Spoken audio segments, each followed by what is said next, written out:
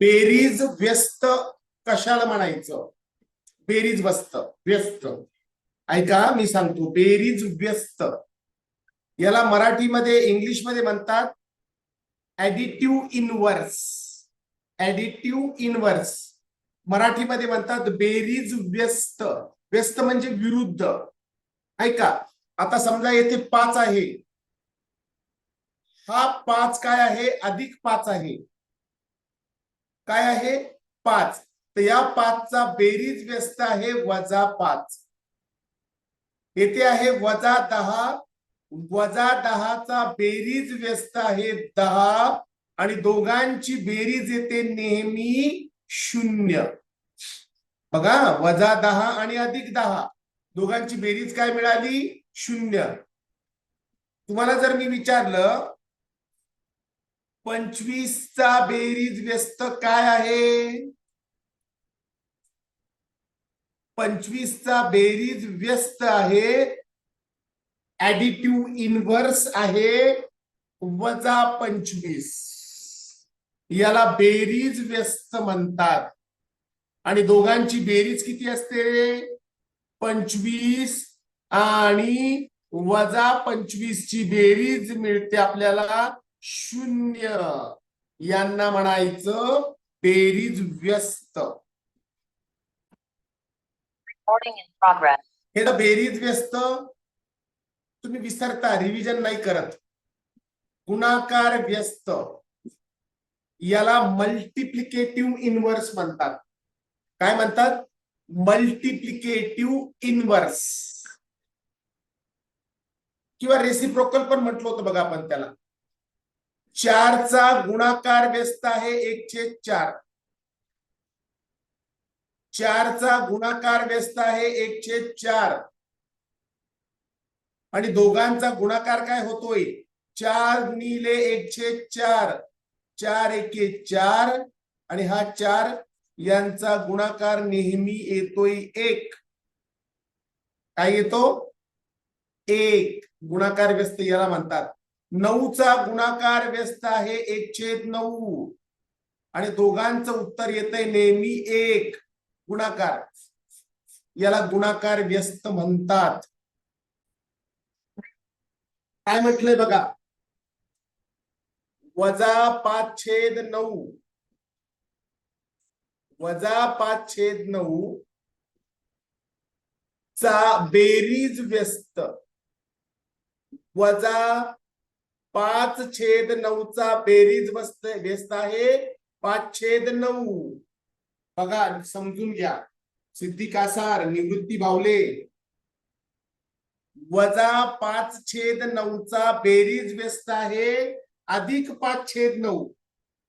-5/9 चा बेरीज व्यस्त आहे +5/9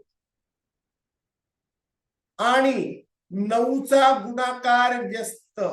9चा गुणाकार व्यस्त काय होईल? अरे 9चा गुणाकार व्यस्त काय होईल? 9चा गुणाकार व्यस्त होईल 1/9. एवढं समजलं? आणि पुढे काय करायची? दोघांची बेरीज करायला सांगितलेली आहे आपल्याला.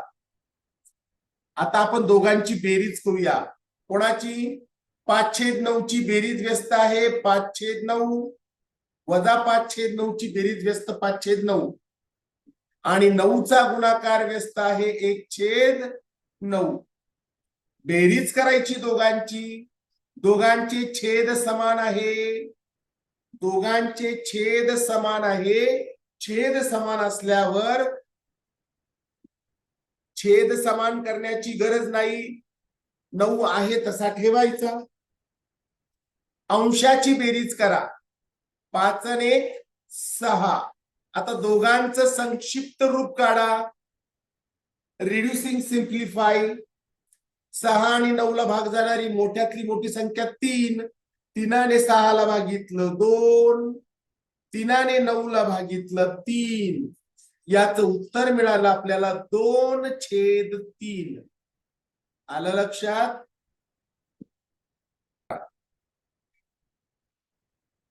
एक एक सॉल्व्ह करायचं, गडबड नाही करायची, एक एक स्टेप जायचं. सगळ्यात अगोदर सॉल्व्ह करूया, ज्याला मी सर्कल केलंय ते अगोदर आपण सॉल्व्ह करू. 3/5 वजा 1/5 दोघांना सॉल्व्ह करायचं. अगोदर काय करायचं, दोघांना सॉल्व्ह करूया. नंतर इथे भागाकाराचं चिन्ह आहे, 1/4 अधिक 1/8. गडबड करण्याची गरज नाही. काय करायचं सांगतो. पहिला प्रॉब्लेम सॉल्व्ह करतोय आपण, 3/5 वजा 1/5. हे कसं सॉल्व्ह करायचं, दोघांचा छेद समान आहे. पहिली ब्रॅकेट सॉल्व्ह करतोय आपण. फर्स्ट एक एक सॉल्व्ह करा, गडबड करायची नाही. छेद समान आहे दोघांचा, त्या छेदाला आहे तसं ठेवा. छेद समान असल्यावर छेद समान करण्याची गरज नाही. 5/5 छेद समान आहे, त्याला आहे तसं ठेवलं छेदाला. अंशाची वजाबाकी करा. 3 वजा 1 2/5. पहिली ब्रॅकेट दिसते तुम्हाला, पहिली ब्रॅकेट, पहिल्या ब्रॅकेटचं उत्तर मिळालं 2/5. पहिल्या ब्रॅकेटचं उत्तर मिळालं 2/5. भागाकाराचं चिन्ह आहे तसं ठेवा. आता सेकंड ब्रॅकेट सॉल्व्ह करा. कोणती, 1/4 अधिक 1/8. ही ब्रॅकेट आपल्याला सॉल्व्ह करायची. दोघांचा छेद समान आहे का, नाही, दोघांचा छेद वेगळा आहे. मग काय करायचं, छेद समान करायचा, तिरकस गुणाकार करा. 1 गुणिले 8 8. बेरजेचं चिन्ह आहे, बेरीज लिहा.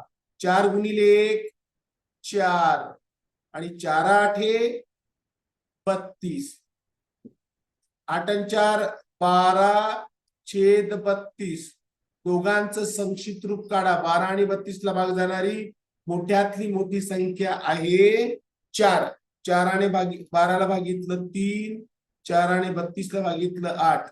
याचं संक्षिप्त रूप मिळालं आपल्याला 3/8. ही दुसरी ब्रॅकेट आपण सॉल्व्ह केली. आता मला माहिती आहे काही मुलांना हे समजलं नसेल. 1/4 आणि 1/8ची बेरीज कशी केली ते मी पुन्हा सांगणारच आहे. अगोदर ऐकायचं काम करा. नवीन मुलांनी घाबरून सरेंडर व्हायचं नाही. नवीन असतात, नवीन ठिकाणी वेळ लागतो, थोडा वेळ द्यायचा. आता आपल्याला तर मध्ये भागाकाराचं चिन्ह आहे, याचं उत्तर हे मिळालं. आता सगळ्यांना हे माहिती बघा. अनया माहिती, काय माहिती, 2/5 आहे तसा ठेवा. भागाकाराचं चिन्ह गुणाकार होतंय, भागाकाराचं चिन्ह गुणाकार होतंय. भागाकाराचं चिन्ह गुणाकार झाल्यामुळे 8 गेला वर, इकडचा 8 वर गेला आणि 3 खाली आला. राहिलं कोण इकडे बघा, 2/5 गुणिले 8/3. 2/8 16, 5×3 15. ऑप्शन ए 16/15 हे उत्तर आपल्याला मिळालं. 4/8 अपूर्णांक आहे तसा ठेवा.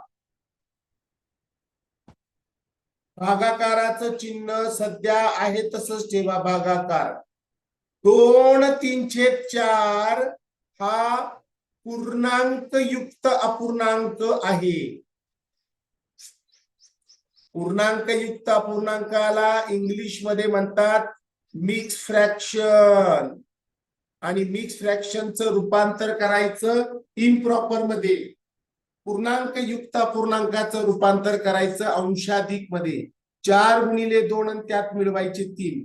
4 दुने 8 आणि 3 11/4 मिळालं आपल्याला अंशाधिक अपूर्णांकात रूपांतर केल्यानंतर. काय मिळालेत, 11/4. आता पहिला जो अपूर्णांक 4/8 आहे तसा ठेवा. भागाकाराचं चिन्ह होणार गुणाकार, त्यामुळे रेसिप्रोकल होतंय. 4 जाणार वर, 11 येणार खाली. बरोबर. 4 गुणिले 4 16, 8 गुणिले 11 88. आता 16 आणि 88 ला भाग जाणारी मोठ्यातली मोठी संख्या आहे 8.